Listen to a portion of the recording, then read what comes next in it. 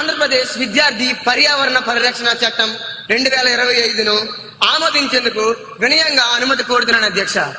ధన్యవాదములు అధ్యక్ష. లేదు లేదు